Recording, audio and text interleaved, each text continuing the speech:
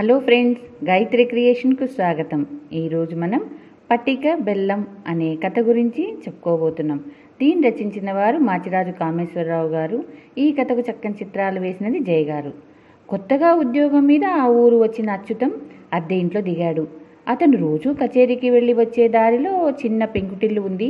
ఆ ఇంటి అరుగు మీద 50 ఏళ్ల ఆవిడ కూర్చొని ఉండేది. ఆమె రోజూ అభిమానంగా అచ్యుత్ కేసి చూస్తూ ఉండేది. ఒకరోజు సాయంత్రం ఆవిడ గుడి నుంచి వస్తూ అచ్యుతానికి కనబడి, నాయనా, ఇది పట్టిక బెల్లం, దేవుడి ప్రసాదం, కళ్ళకద్దుకొని తిను అంటూ పట్టిక బెల్లం ముక్క ఒకటి అచ్యుతం చేతిలో పెట్టింది. అచ్యుతం పట్టిక బెల్లం నోట్లో వేసుకున్నాడు.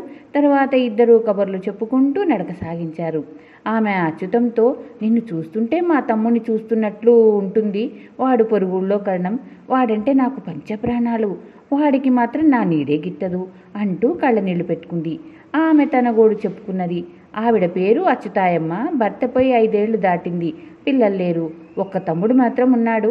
భర్త పోయాక తమ్ముడి ఇంట గాడిద చాకరీ చేసింది. అయితే తమ్ముడి భార్య ఆమెను హీనంగా చూడటమే కాక భర్తతో లేనిపోని చాడీలు చెప్పేది. అవి నమ్మి తమ్ముడు ఆమెను కొట్టడానికి వచ్చేవాడు. అన్నీ సహించి ఆమె అక్కడే పడి ఉండేది. 2 ఏళ్ల క్రితం తమ్ముడు ఇంట్లో నుంచి తరిమేస్తే ఈ ఊరు వచ్చి ఉంటుంది. అచ్యుతాయమ్మ అచ్యుతానికి తన గురించి అంతా చెప్పి, నాయనా, ఈ ఒంటరి బతుకు మీద రోత పుడుతుంది. ఎన్ని చేసినా మా తమ్ముడిని మర్చిపోలేకుండా ఉన్నాను. నువ్వైనా నాతో అప్పుడప్పుడు ఇక్కడికి వచ్చి మాట్లాడుతూ ఉంటే తృప్తిగా ఉంటుంది అంటూ కన్నీళ్లు తుడుచుకుంది. అచ్యుతానికి ఆమె మీద జాలి పుట్టుకొచ్చి, అలాగే వచ్చిపోతుంటానక్కయ్య అన్నాడు. ఆ జవాబుకు ఆమె మురిసిపోయి అప్పటికప్పుడు వంట చేసి అచ్యుతం చేత కొసిరి తినిపించింది. ఆ రోజు నుంచి అచ్యుతం తరచుగా ఆమె ఇంటికి వెళుతూ ఉండేవాడు. ఆమె కూడా అచ్యుతం ఇంటికి వచ్చి అతడు కచేరీకి వెళ్ళాక ఇల్లు సర్ది బట్టలు ఉతికి రాత్రి భోజనం సిద్ధం చేసి ఉంచేది. ఒకరోజు రాత్రి అచ్యుతం ఇంటి తలుపులు ఎవరో దబదబా బాదారు. అచ్యుతం పోయి తలుపు తీసేసరికి వాకిట్లో అచ్యుతాయమ్మ గడగడా వణికిపోతూ కనిపించింది. సంగతేమిటి, ఎందుకా భయం అంటూ అచ్యుతం లోపలికి దారితీశాడు. అచ్యుతాయమ్మ లోపలికి వచ్చి పెద్ద చెంబు నిండా మంచినీళ్లు తాగి జరిగింది చెప్పింది. ఆమెకు నిద్ర పట్టబోతుండగా పెరట్లో ఏదో అలికిడి అయింది. ఆమె కిటికీలోంచి చూడగా పెరటి మొక్కలు తింటూ గేదె ఒకటి కనిపించింది. ఆమె పెరటి తలుపు తెచ్చి గేదెను అదిరించి వచ్చి తలుపు మూస్తుండగా మెడను చల్లగా ఏదో తాకింది. అచ్యుతాయమ్మ భయం కొద్దీ కేక పోయి తల తిప్పేంతలో గుప్పెట కత్తి పట్టిన నల్లటి వాడొకడు, గోల చేయకుండా మెడలో ఉన్న గొలుసు, చేతిలో ఉన్న బంగారం గాజులు ఇచ్చేయి, అర్చావో పీక తెగిపోతుంది అన్నాడు కరుకుగా. ఇంతలో అదృష్టవశాత్తు గస్తీ తిరుగుతున్న రక్షక భటులు అటుగా వచ్చారు. దొంగ పళ్ళు కొరుకుతూ, ఇప్పటికి బతికిపోయావు, ఈ బంగారం వదులుతా అనుకున్నావా, చూస్తుండు అని పారిపోయాడు. భయంతో ప్రాణాలు కడగట్టుకుంటూ అచ్యుతాయమ్మ ఏం చేయాలో తోచక ఆ రక్షక భటుకి వెనక్గా నడుస్తూ అచ్యుతం ఇంటికి చేర్చేసింది. ఈ నగలు మా అమ్మవి, మొగుడు చచ్చిన దానికి నగలెందుకు, నా పెళ్ళానికి ఇవ్వు అంటూ వేధిస్తున్నాడు నా తమ్ముడు. నాకున్న ఆస్తి అంతా ఈ నగలే. ఈ నగలు ఇప్పుడే ఇచ్చేస్తే చచ్చాక నా శవాన్ని దహనం చేసేవాళ్ళు కూడా ఉండరు. పోయాడంటే నా తమ్ముడు నమ్మడు అంటూ అచ్యుతాయమ్మ మెడలో గొలుసు, చేతిలో గాజులు తీసి అచ్యుతం చేతిలో పెట్టింది. ఆ తర్వాత వారం తిరగకుండానే ఆమె అచ్యుతంతో, దొంగ భయంతో నాకు రాత్రులు నిద్ర లేదు. కాపలా కాయలేని సొత్తు నా దగ్గర ఉంచుకోవటం మనిషికి నరకం. ఆ నగలు నా తమ్ముడి ముఖాన కొట్టేస్తాను అన్నది. అచ్యుతం ఆమెకు నగలు ఇద్దామని పెట్టె తెరిచి చూస్తే నగలు లేవు. బట్టలన్నీ తీసి తులిపి చూసినా ప్రయోజనం లేకపోయింది. నగలు కనిపించకపోయేసరికి అచ్యుతాయమ్మ గొల్లు మంది. ఆ దొంగ వెధవ అన్నంత పని చేశాడు.